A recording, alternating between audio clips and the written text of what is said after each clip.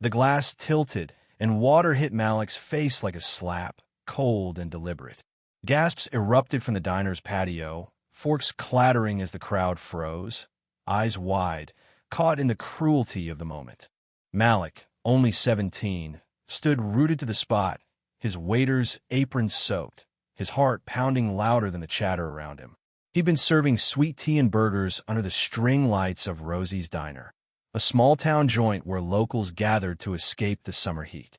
It was his first job, a way to save for college, a dream his mother prayed for every night. But tonight, that dream felt like a distant star, unreachable under the weight of Officer Daniel Harper's sneer.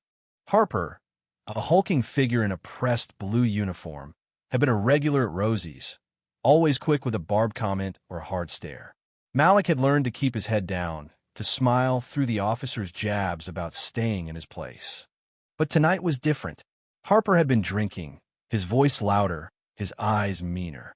When Malik accidentally bumped his table, spilling a drop of tea, Harper stood, grabbed his glass, and poured it over Malik's head. "Know your place, boy," he spat, loud enough for the whole diner to hear. The words stung worse than the water. Malik's fists clenched, but he remembered his mother's warning. Don't give them a reason. He wanted to scream, to shove Harper back, but he stood still, water dripping onto the wooden floorboards. The crowd's murmurs grew, some angry, some uncomfortable, a few laughing nervously.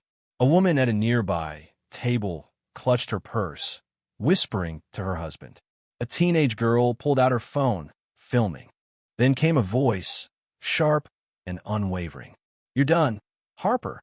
It was Rosie, the diner's owner, a wiry woman in her 60s with a fire in her eyes. She stepped between Malik and the officer, her apron stained with grease, her finger pointed like a weapon. "You don't come into my place and treat my people like that." Harper laughed, a cold, barking sound. "Your people? Stay out of this, old lady." He took a step forward, looming over her. The crowd tensed, the air electric with anticipation. Malik's heart raced. He wanted to protect Rosie, but his feet wouldn't move. Rosie didn't flinch.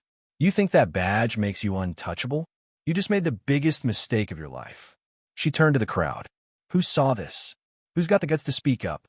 Silence hung for a moment, heavy and suffocating. Then the teenage girl with the phone stepped forward, her hands shaking, but her voice steady. "I recorded it. All of it." She held up her phone, the screen glowing with the undeniable truth. Harper's cruelty, captured in pixel-perfect clarity. The crowd erupted. A man in a trucker hat shouted, "That's assault." A woman yelled, "Get him out of here." Harper's smirk faltered as he realized the tide was turning. He reached for his radio, muttering about disorderly conduct, but Rosie was faster. She'd already dialed the sheriff, her old friend, who arrived within minutes, lights flashing. Sheriff Coleman, a grizzled man with tired eyes, watched the video in silence. The diner was quiet now, every eye on him. When the video ended, he looked at Harper, his voice low but firm. "Hand over your badge, Dan. You're done." Harper's face flushed red. "You can't do this. You were just breaking every oath you took," Coleman cut in. "You're lucky it's just your badge for now." He turned to Malik, softening. "Son, you okay?" Malik nodded, though his throat was tight. He wasn't okay, not yet, but something shifted inside him. For the first time, he felt seen not as a boy or a problem, but as a person. The crowd began to clap, a slow, steady rhythm that grew into a wave of support. The girl with the phone smiled at him. Rosie put a hand on his shoulder, her eyes misty but proud. In the days that followed, the video spread like wildfire online. Hashtags like Justice for Malik trended, and Rosie's Diner became a symbol of resistance. Harper faced charges, not just for assault, but for a pattern of misconduct the town had ignored for too long. Malik, though shaken, returned to work, his college fund now bolstered by community fundraiser. But it wasn't just about Malik. The diner became a gathering place for conversations about change, about standing up, about the power of a single moment to shift a town's heart.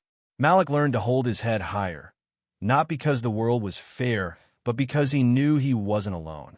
Rosie framed the wooden signboard from that night, the one that red racial clash sparks outrage, and hung it above the counter a reminder that courage could outshine cruelty, and that even in a small town, one voice could start a revolution.